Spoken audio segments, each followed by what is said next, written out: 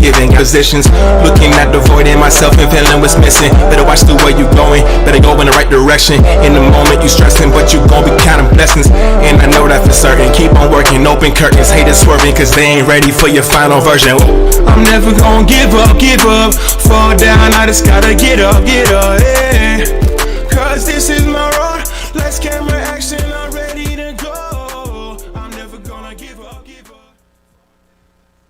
Salutations, New Haven, salutations, Connecticut, salutations, the world.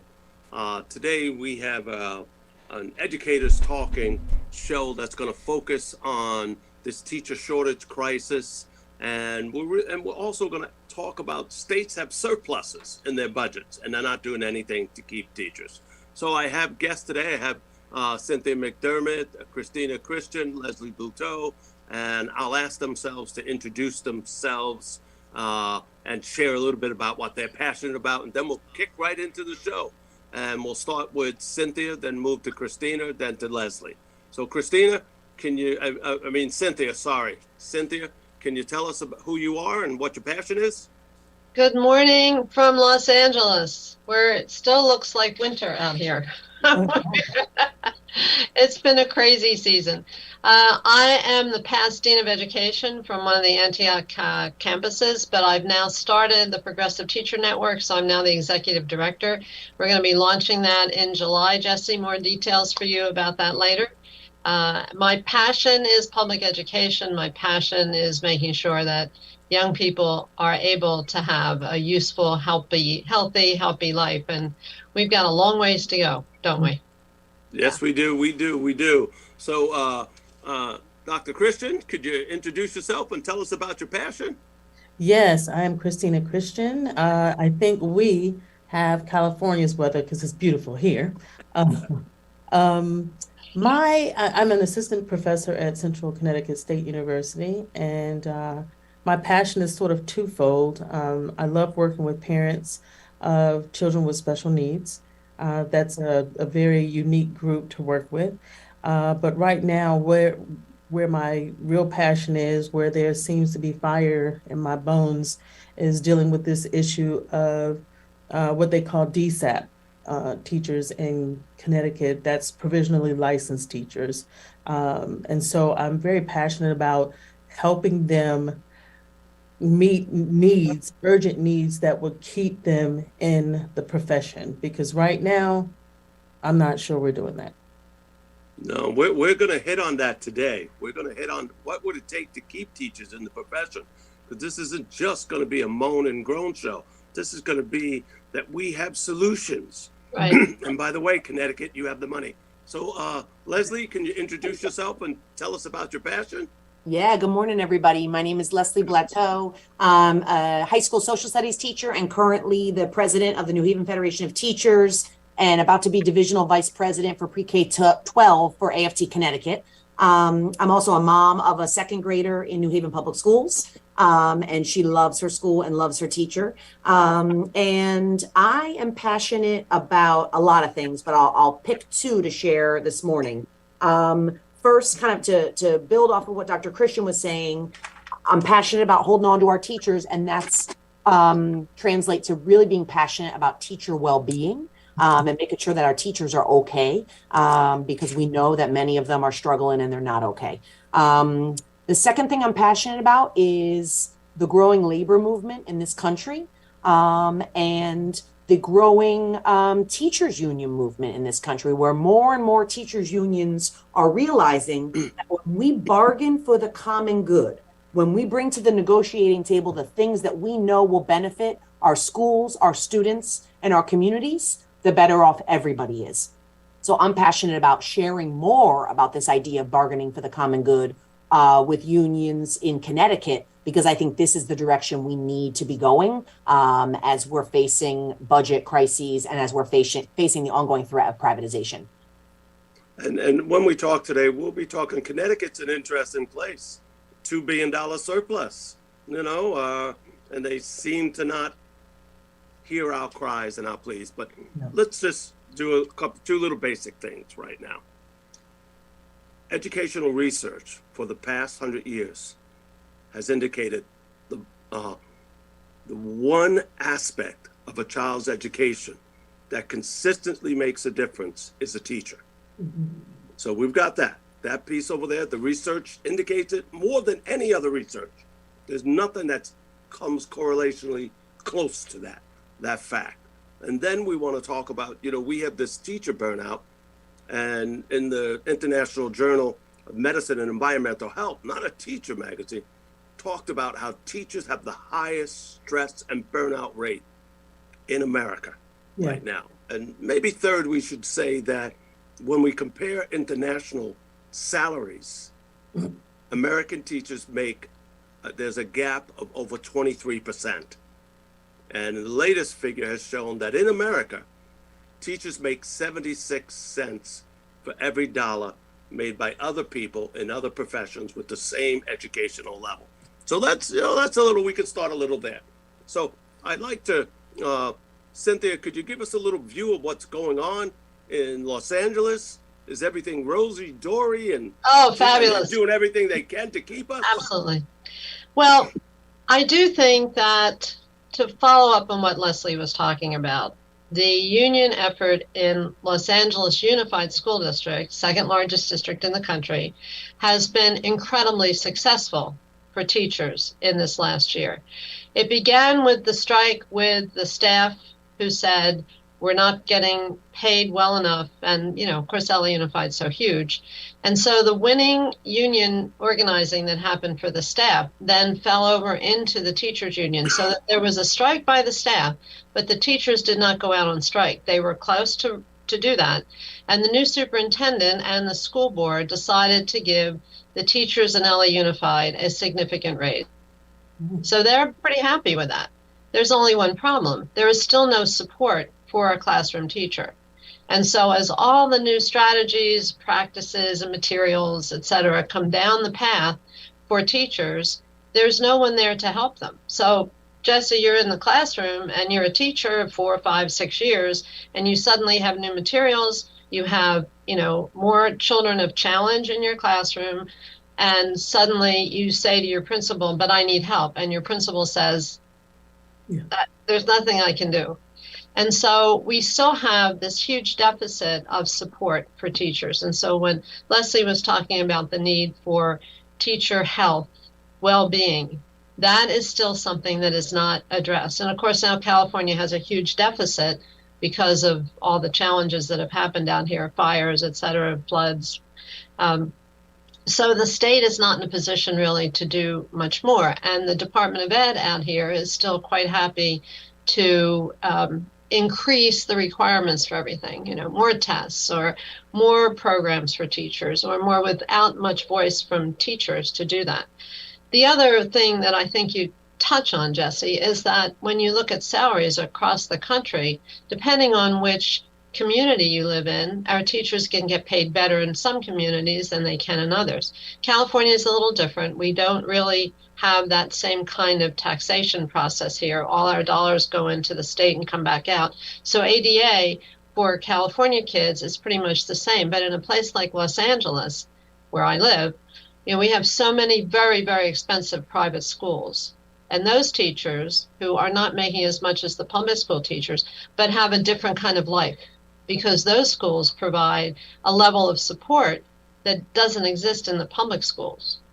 And then, of course, the charters make it even more crazy. There are now 280 plus charters in LA Unified, and everybody plays their own game with salaries, et cetera, and workload. And certainly, Leslie, very few of them are unionized. A few of them are, but not very many of them.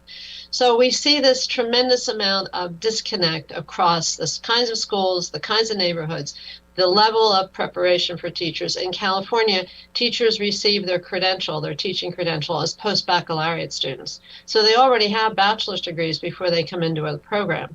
So they're already pretty highly trained and educated as an individual before they move on to do that 1 year, that 5th year of credentialing program, which is pretty expensive in some places. The other thing to sort of connect with what Christina was saying, LA Unified, Los Angeles Unified did something pretty smart a number of years ago, and it's been pretty successful. They have an internal intern program for their special ed teachers. And I have a dear friend who is a they call it talent acquisition for their human resources. And they have a pretty good number of folks coming into special ed because they're getting a free credential. It's kind of like you do the credential and you have to stay for 2 years. So they don't have a shortage of LA Unified of special ed. That's not a bad model for other universities to try and do the same thing, but the school district has done that. That's not to say they have enough science folks or math folks or other areas, but they've done a very good job of doing that, and that's very smart. And they've been doing that for quite a number of years. So, but that unevenness, Jesse, that's the challenge that we also have. Why should one teacher in a school with rich parents who provide everything they need have a different kind of life than a teacher who's working in a different school where there isn't that kind of support? And that's really unfair to our profession, very unfair. And I'll talk a little bit about my concern with our Secretary of Education related to that, but I'll pass. Right. I'll pass for now. A perfect place to we'll go to Christina next, but let me just throw a number at people. We are down over 550,000 educator positions in our schools since COVID. And if we think about that, what that means is larger class sizes, less support services for our children, and Right. this is directly impacting the stress on our teachers. But and you gave us a point that special education, LA has a nice piece that where they'll get their credentials, they'll get their degree free if they work in the classroom. Christina, could you tell us what we do to DSAP special education teachers in Connecticut? Are we paying for their master's degrees and giving them stipends? No, the one thing that I have noticed in order to increase the number of teachers who are, or I should say, professionals to come into special education, to sign that contract, to become a provisionally licensed teacher. Connecticut offers like housing benefits for housing, mortgage, paying for mortgage. They offer a few things that are nice, but not with education. So they don't pay for that. That's one issue. I think the biggest issue that I have noticed as I listened to Cynthia, I compared what she was saying about California and specifically the large school district that she has. And I look here at Connecticut. Connecticut has what, over 150, 60 school districts? About 160 something. They're so splintered. And each district, never mind the schools in the district, have their very own model. Yeah. And so you're sitting in a class as an assistant professor who left North Carolina. In North Carolina, it's definitely not splintered. We don't have, we had or have, they still have maybe 100 school districts or 100 counties. And in those counties, you have the school districts. So it was a lot to not just come here and learn how many school districts, but in each district, each school does something a little bit different. So when you're standing in front of these teachers, these provisionally licensed teachers, and you're trying to provide the support varies from A to Z. And so it's almost impossible for even us to provide them with the support because their support varies significantly. And I'll give you one example. One of the things that our teachers, our DSAP, and that's durational shortage area permit, basically provisionally licensed teachers. One of the things that I appreciate so much about them is they're making a little noise regarding the failure of school districts to prepare them to teach social emotional learning. The demand is there. The support is not. Now, if you've been in the field as long as we have, that's kind of how this goes. This is how it goes. You're told to do it, but you don't really get the support, especially since financially, the money for professional development has dwindled to virtually nothing. And so that puts the burden on universities to provide that and modules where you log onto the internet and you go through a module to learn whatever you need to learn. So I don't know how many provisionally licensed teachers have time to attend their courses, teach.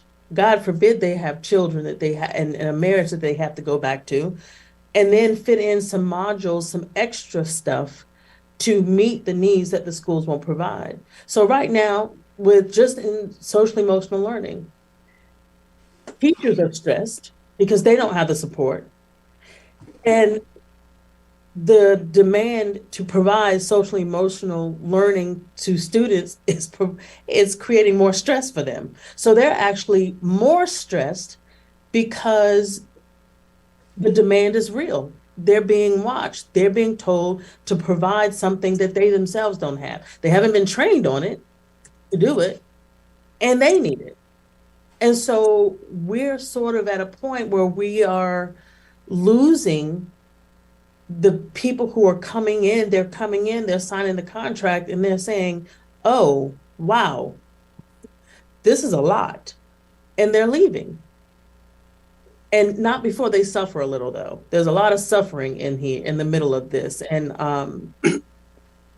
Jesse and I, we tried this semester, we had a grant and we started that Hope Teacher Network. And the whole point of that network was to provide them with social emotional support. I think we have a long way to go, but we learned a lot. We learned a lot in that process. So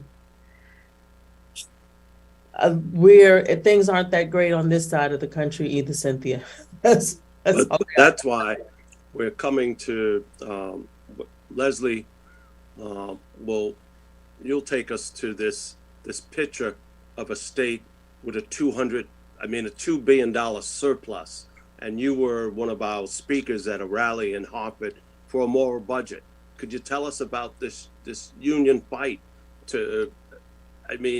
we can help teachers. We can keep them. We should be. Julian Vasquez, the former dean of the University of Kentucky and now provost at Michigan State, always said we should stop worrying about the future and focus on how do we keep the current teachers in the classroom.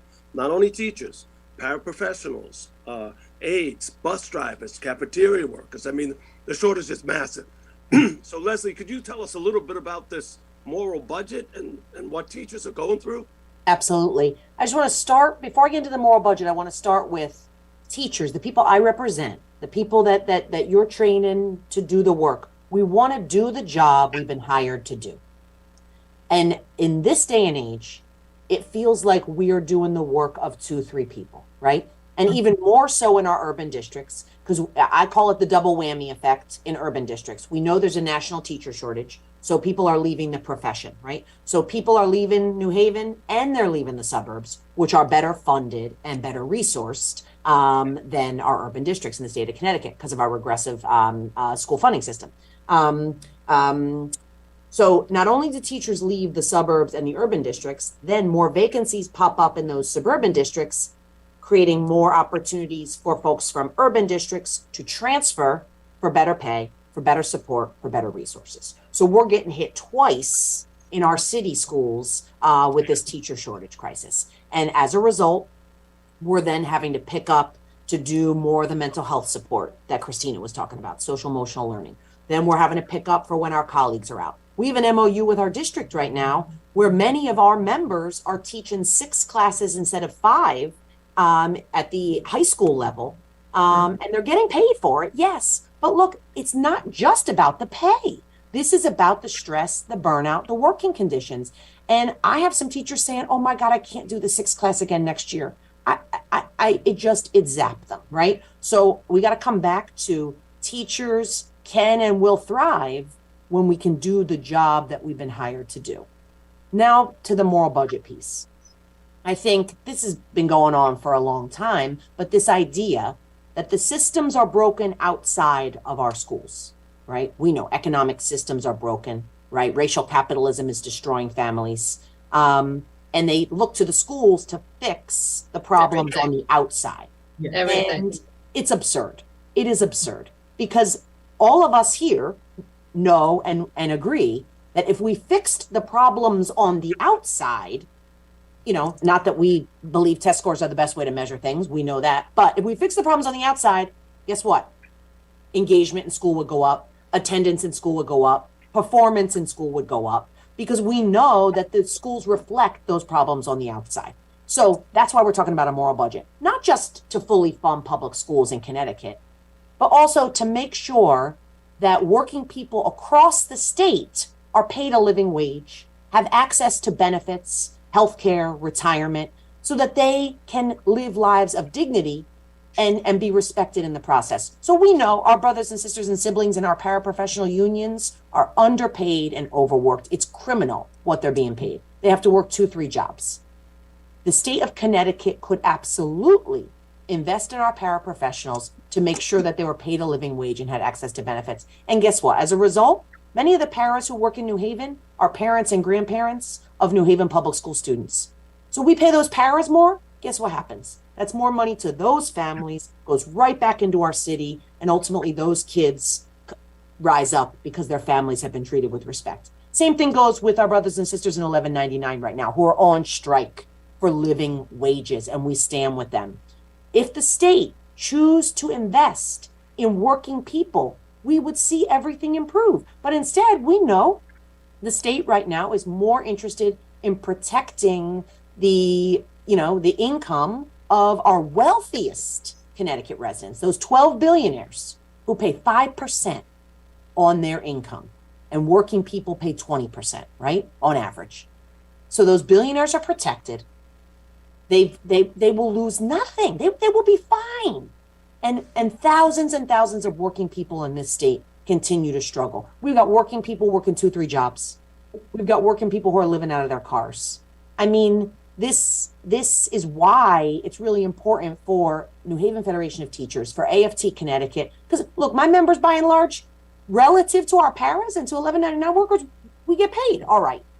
Relative to that, right? Not relative to our professional counterparts with similar degrees, but we have to stand with them anyway, because again, when they are invested in, when they are respected, ultimately that's going to benefit everybody in this state, specifically the children who we educate and their families who we're trying to support. So we can't tolerate anymore that they're trying to be fiscally responsible, because lives are being destroyed, right? We can't tolerate anymore this rhetoric about sustainability and saving the rainy day fund for a rainy day. Not only do we have a $2 billion surplus, we have a multi-billion-dollar rainy day fund. The rainy day fund is overflowing. It's pouring rain. Here's the metaphor. You have a house and you pay the mortgage on your house, right? And you have a huge hole in the roof, okay? The rain is pouring in. You just won the lottery. And you say, no, I can't use my lottery money to fix the hole in the roof. I got to put the lottery money over here so I could pay my mortgage. No. Anybody with sense would say you use the lottery money to fix the hole in the roof. Connecticut is letting it pour rain through that hole in the roof right now, and we could do better. We're getting closer. I got to give a shout out to New Haven State Senator Looney. He stands with working people. He recognizes the struggles. He celebrates his own life history of being a son who benefited from a dad's union membership. He knows, and he is fighting tooth and nail to make sure that we come out of this session with that moral budget, Jesse. And it's going to require more of us to call, especially people who aren't living in the cities. Call your suburban state senator, call your suburban state rep, and let them know that this is needed. And we could raise taxes on the wealthiest among us. We could, and they're not going anywhere. There's research out of UConn that puts to bed this millionaire migration myth. Millionaires aren't leaving if we raise taxes on them. Ned Lamont uses that talking point as somehow so he could scratch his friend's back. They're not going anywhere. There's a reason why people stay in Connecticut, and they're staying. So let's put that to bed with the research from the UConn professor and know that we can and should do better. I just met somebody from Washington State yesterday. Capital gains tax passed in Washington State to fund education. Massachusetts, they did a referendum. And I know we can't do referendums in Connecticut, but here's what they did. They did a referendum. Every dollar you make over $1 million, a penny of it goes to fund education and transportation. These are common sense strategies that could make sure we are actually investing in the people who make this state run. And that's teachers, paras, home health care workers, child care workers, cafeteria workers, the people who make it work. So, we are proud to be in solidarity with those folks. And I'm looking forward to seeing where you take us next, Jesse. Yeah, and we don't even need to raise taxes. They got $2 billion right now. That's right. They're sitting on. Right. And $2 billion, we've got 161 school districts, and we have 19 priority school districts, 19 priority. I could give them each $20 million. I can give them $50 million and not have to raise a single penny in taxes. So I want to give this a human touch now. And I also want to raise that there's an elephant in the room.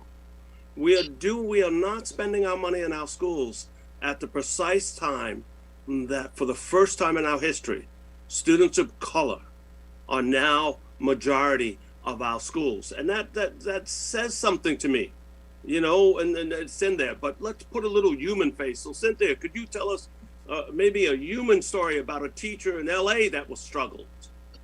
I've been reading this book called The Teachers, A Year Inside America's Education. Do you know this book, Jesse? Yes, I do. I'm reading it right now. Yeah. So this is from a woman named Alexandra Robbins, who is not a teacher. She's a journalist. I just want to read this one little section that she talked about. In the years before the COVID-19 pandemic, the education landscape had already darkened considerably for the nation's approximately 4 million K-12 teachers. And this is a quote: "Teachers feel more voiceless than ever.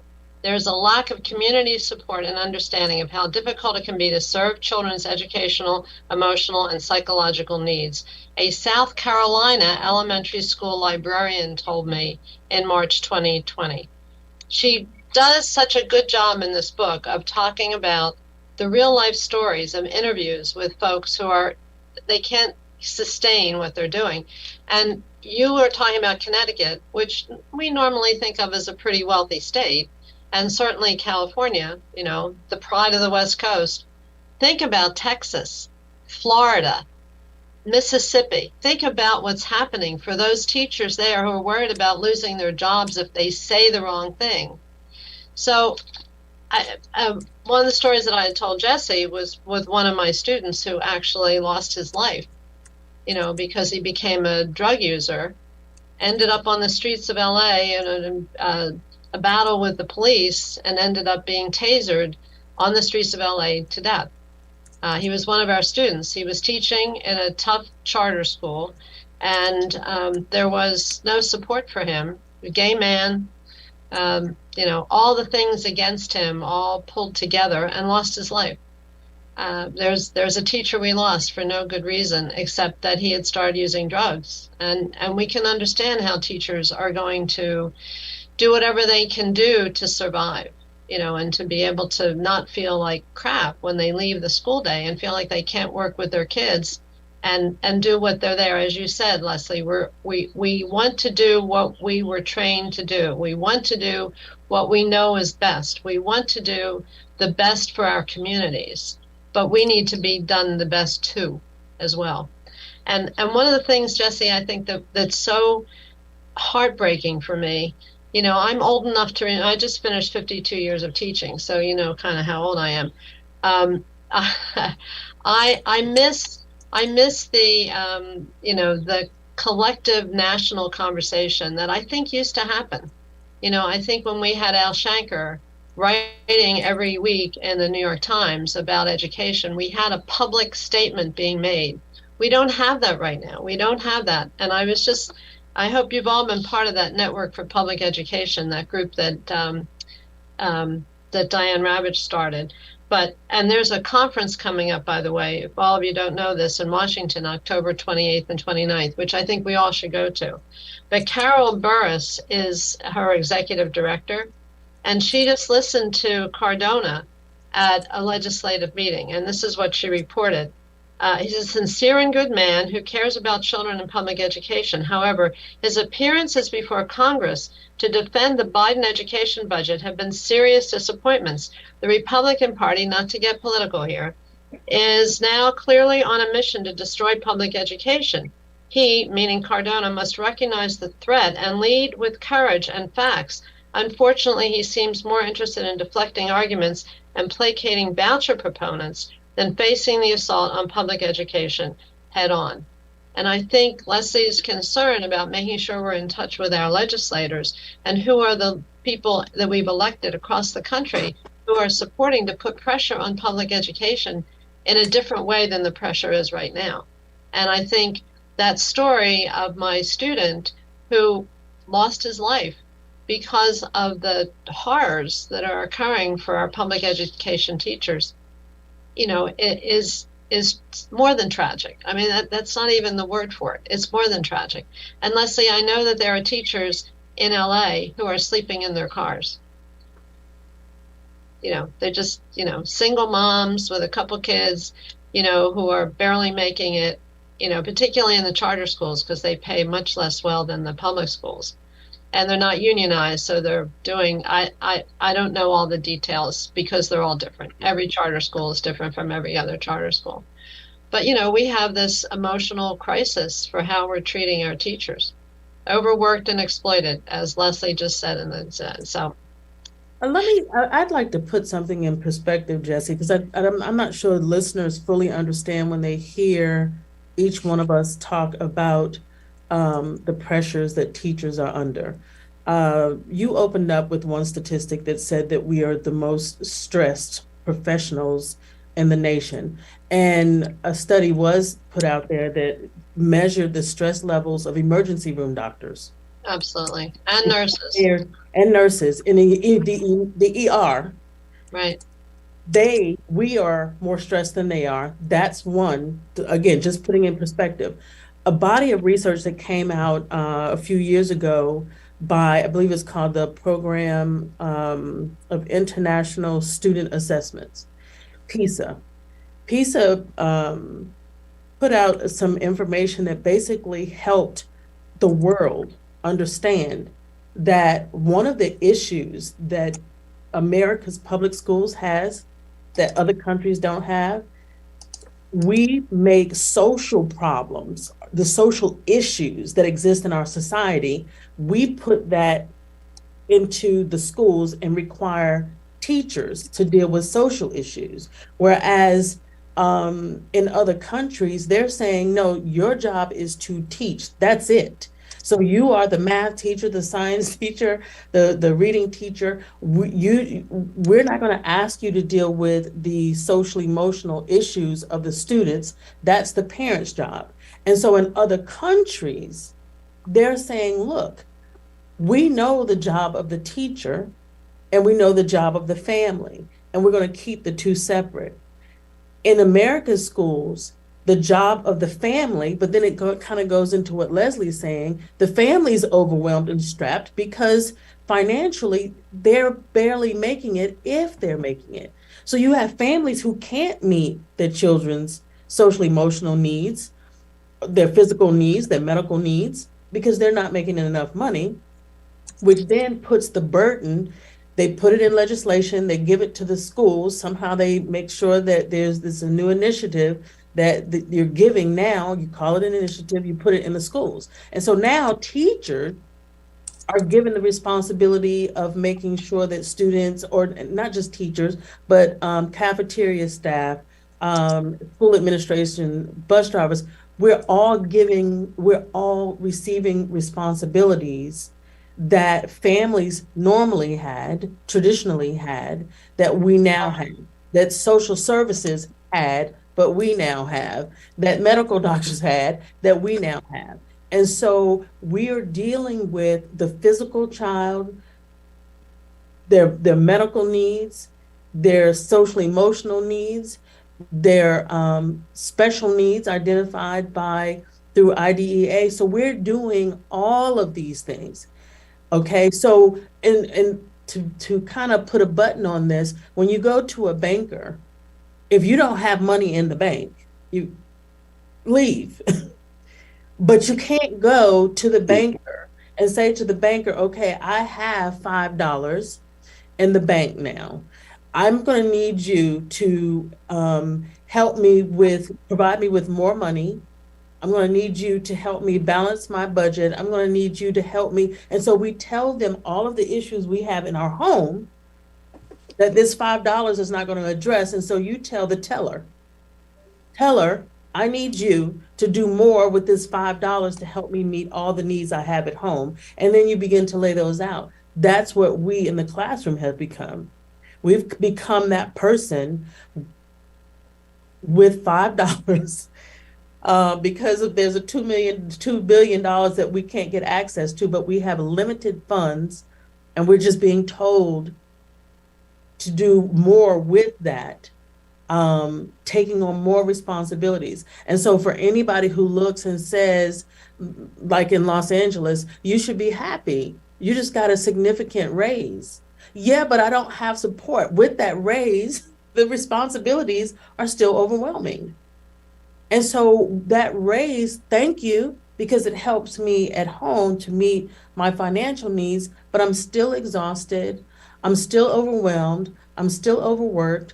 And so for every new initiative that comes through, I have to do that with less training, less support. And so I think we're the only profession, and correct me if I'm wrong, but we're the only profession where we go to school to learn to become a math teacher, but we also have to provide lessons in that traditionally were for counselors in the school, but you got rid of them.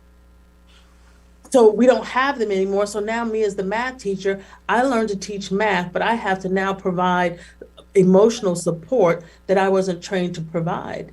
I'm a PE teacher, and you want me to learn, medical issues that a student may have. And so these are the things that make us so not just different, but overwhelmed, because we are a profession who, for some reason, we're asked to do everybody else's profession. Does that make sense?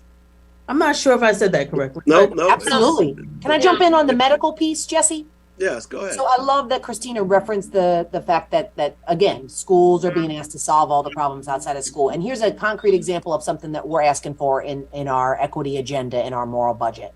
So right now, the state of Connecticut provides health insurance for undocumented immigrants who are under the age of 12. Okay. And that means if you're 13 or 14 or 15, you came here when you were 5 with your parents and you're undocumented, you don't qualify for state insurance. Okay. So we're just drawing a line based on an arbitrary age about who should get health care. So that means that my members who are teaching in our middle schools and high schools have students who can't access regular health care.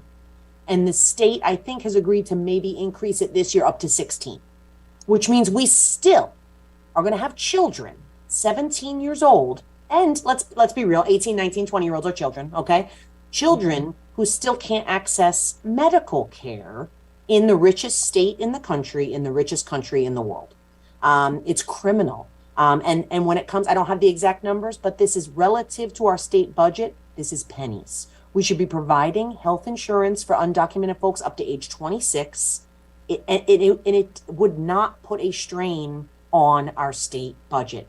And here's another example of ways that unions can center the needs of our communities and continue to push kind of this equity agenda, not just at the state capitol with the budget, but in our day-to-day dealings with the district. So right now there's a bill, and I think it's moving along, right, in the General Assembly, and it's a Bill of Rights for English language learners and their families. Absolutely, we agree 100%, right? Children and families who speak languages other than English, absolutely, their rights should be upheld. They should be given resources in the languages of their home language. They should be given supports. There should be access to translation services. We believe in all this. In fact, New Haven Federation of Teachers, when we negotiated our contract last fall, we brought some of these very things to the negotiating table. And we said, We want to make sure our English language learners have access to materials in both English and their home language. And the district said, oh, we can't do that. That's not a topic of mandatory bargaining. Sorry, we can't do that. Right? So we brought that to the negotiating table. The district said no. Now the state wants to pass this feel-good Bill of Rights. And the reason why I say feel good, it's because there's not any money with it. So guess who's going to have to do the work? Our bilingual staff, majority Black and brown folks. So now they're going to have to do more work. The state's going to pass a feel-good bill that absolutely is a good bill, but we need money attached to it.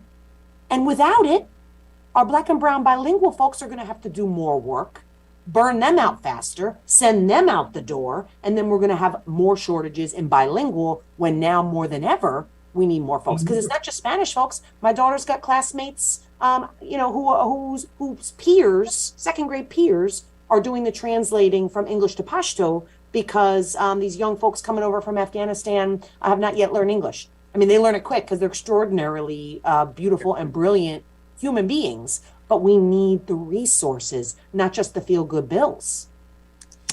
Jesse, can I jump in? Yeah, go ahead. So in the last couple of years, I've been working with this very interesting young man named Adam Fletcher. And Adam's work, since he was a teenager himself, has been about youth rights. And I'm proud to say that we have a new book coming out very soon called Democracy Deficit Disorder.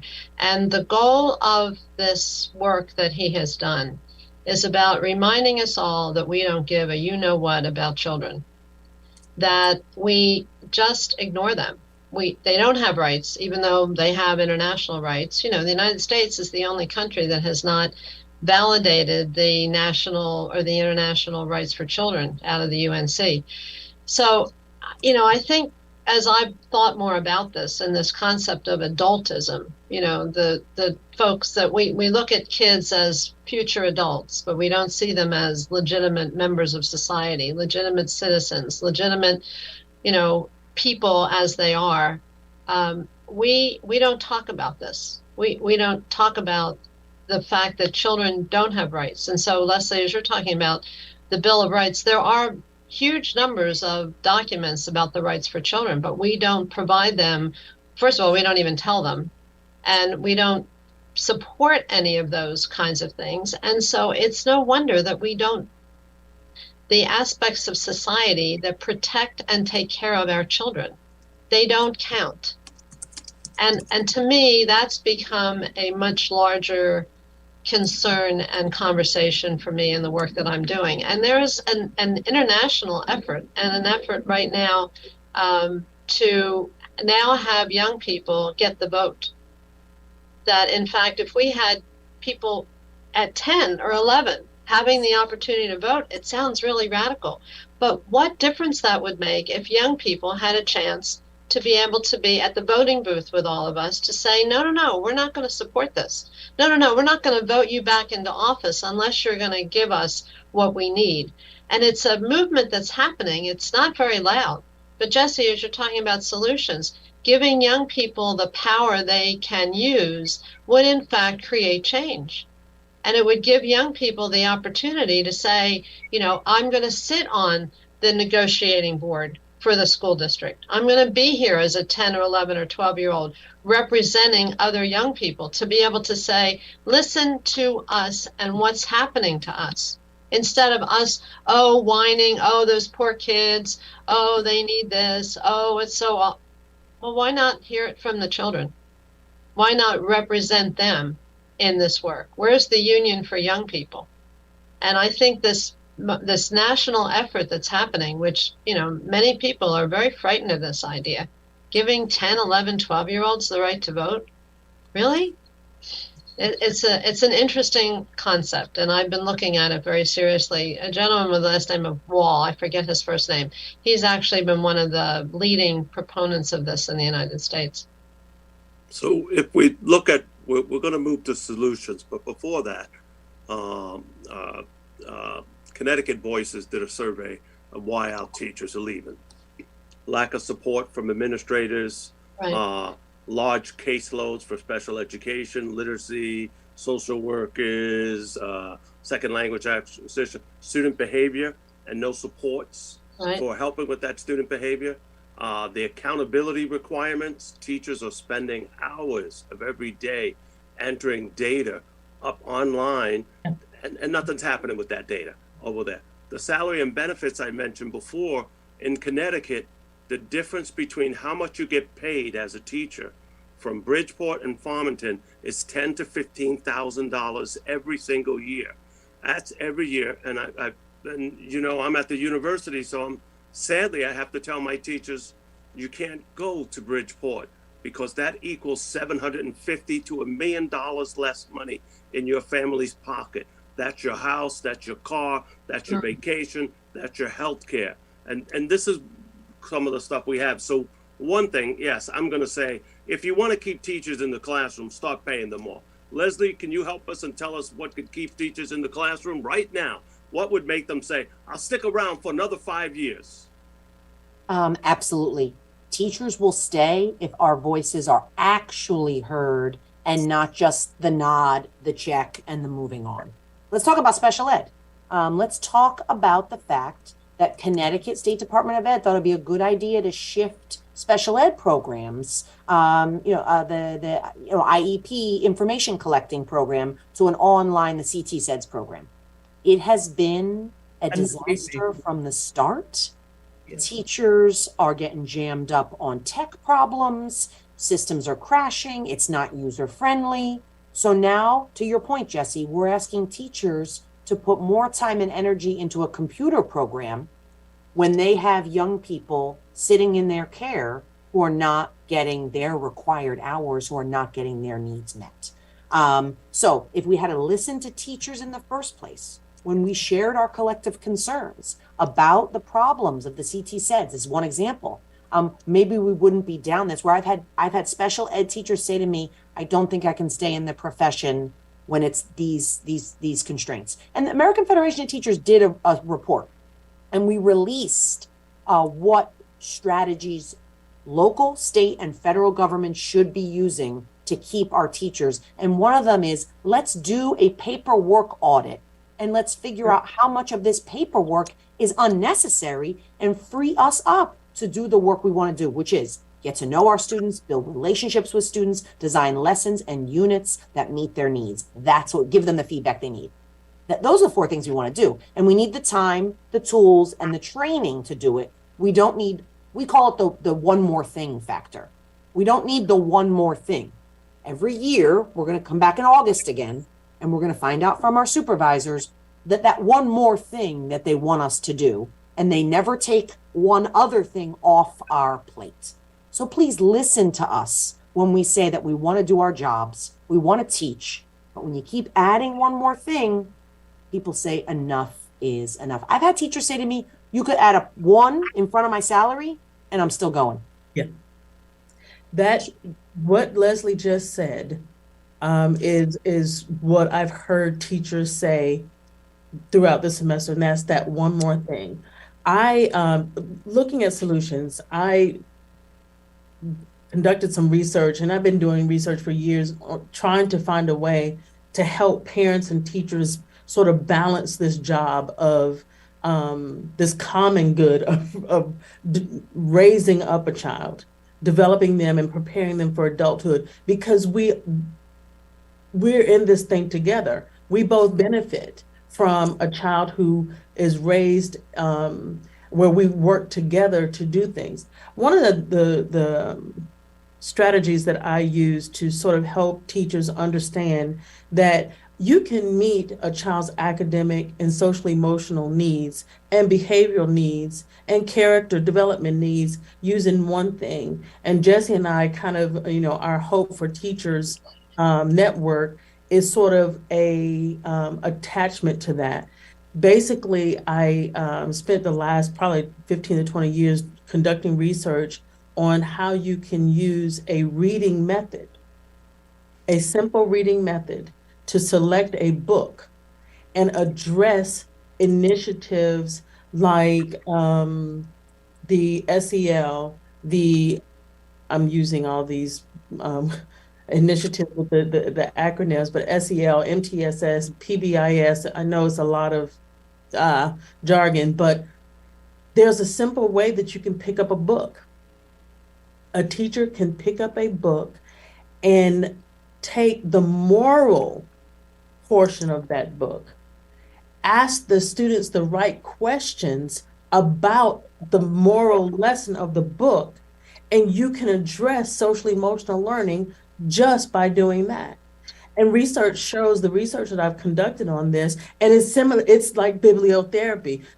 That was, Cynthia, that was the tough part when I was earning my doctorate, because it's a combination of bibliotherapy and social stories, which is for children identified as having autism. So I took the concept of bibliotherapy and I took the mechanics of social stories and I combined them to specifically show how you can take the moral portion of a story, do the bibliotherapy, but then also make sure you take aspects of research from social stories and do the mechanics of making sure that students walk away understanding how to problem solve, how to make decisions based on this moral lesson you just provided. So it was really a combination of those. Now I have to admit, when I was earning my doctorate and I was so excited about bibliotherapy, but when my team said, yeah, no, that's not quite it. And I had to go back to the drawing board and sort of I had to really create this theory that you can combine those two. And teachers, every reading teacher, every social studies teacher, we all read stories. Informative, fictional, we have poetry. You can use a poem to teach them. Like the ones we're banning across the country? Right. And that's the other thing. We won't even go there. We don't have time for that. But the very thing, like the poem Invictus, the poem Mask. Right now, the poem by Paul Laurence Dunbar about wearing a mask, how many of us wouldn't understand what it means to wear a mask right now, to fake being happy?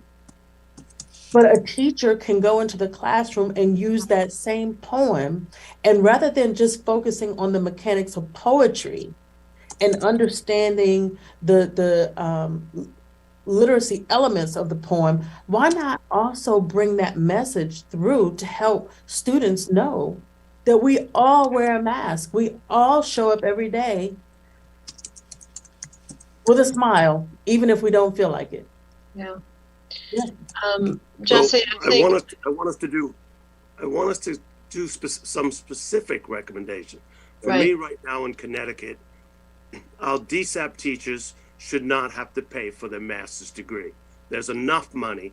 If they're helping us with a durational shortage in a crisis, then they should not have to pay for that. They're leaving in debt of $20,000 to $35,000, and plus many of them had $20,000 to $30,000 as undergraduate.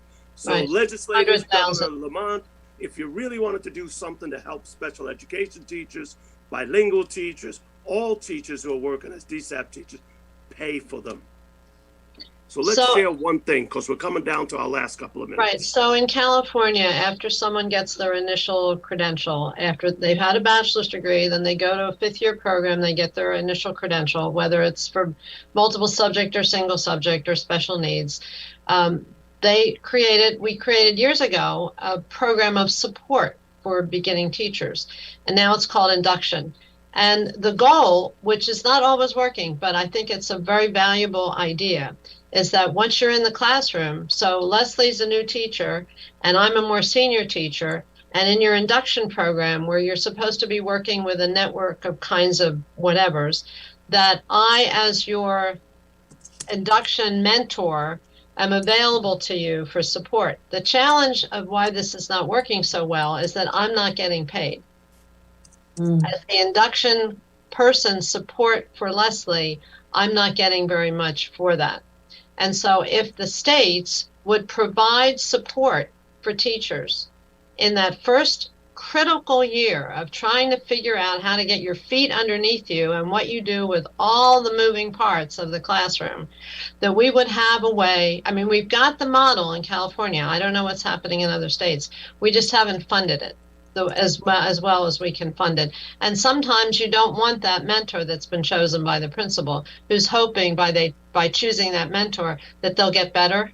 That's like, let's not pick a strong person, they'll get better. But that concept, Jesse, makes a lot of sense, that you have a sister or brother in the building that you can go to, and take your mask off, as Christina is talking about, and saying, I need help, please help me. And that person can come into the classroom, do a demonstration lesson, that you involve this collective of skill where everybody's helping everybody else, instead of hiding in our classrooms and, biting our fingernails about how we're going to get through the day. But that idea is perfect. And I don't know where it's working well in the country. I haven't done any real research on that, but I know I ran the induction program at my university, and it made a huge difference, because somebody had somebody to work with. I think I'm sorry, Jesse. I really think we need teachers to say, I need help. This quiet suffering is not helping us. And to Cynthia's point, she had this one teacher who was suffering alone and probably suffering in silence. What we need, teachers, we need you to be honest about what you're going through. We need, is teachers who are suffering, we need you to be vocal about this, because as long as you're suffering in silence, you're going to continue to suffer in silence, because the help is just not going to come. And so that's my recommendation. Teachers, please speak up. And support your union. Yes. Read your contract. Get to know your contract. Get involved. We are welcoming. That's right. We've got to stick together on this. Right. Absolutely. And join that network to protect.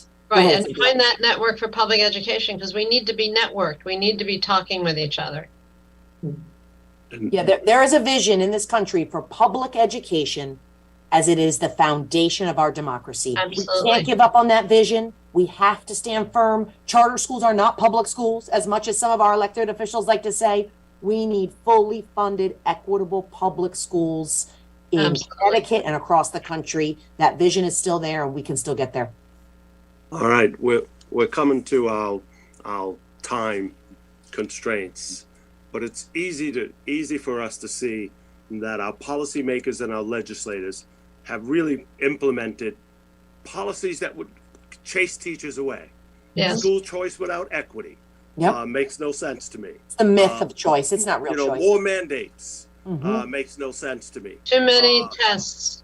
Yeah, more high stakes testing.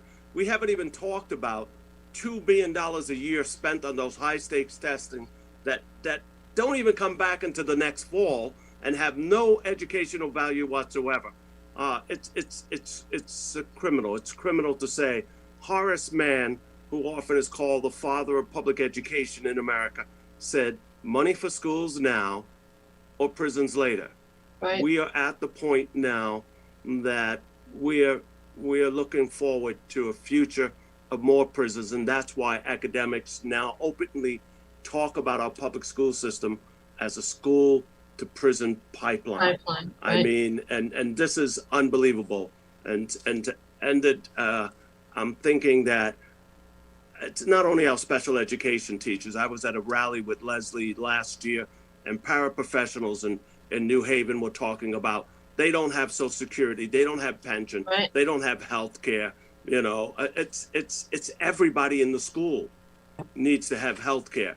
Everybody in the school needs to have access to some kind of pension. Everybody in the school needs to have a living wage. And that's the battle we have. And I hope, Leslie, that Connecticut could become like other states where we don't have 161 different individual unions. We have one AFT union, one CEA union, sort of like Massachusetts, MEA, that gives us power and stuff. So I'm hoping that I want to thank everyone for being on the show today. Thank you, Jesse. I want to applaud our teachers who are in our classrooms, hanging around, working hard every day. I want to remind people that American teachers work 15 to 20 hours without pay every single week over there. And those summers that you think they're on vacation, those are unpaid leaves, just to let you know. So teachers are underpaid, under-resourced, left under-supported, and are we really wondering why our children are in crisis right now? I'm not. I know the answer. So I'm ready to log off. I think she's going to start on thank you. Thank you. Take care, everybody. Absolutely. Be well.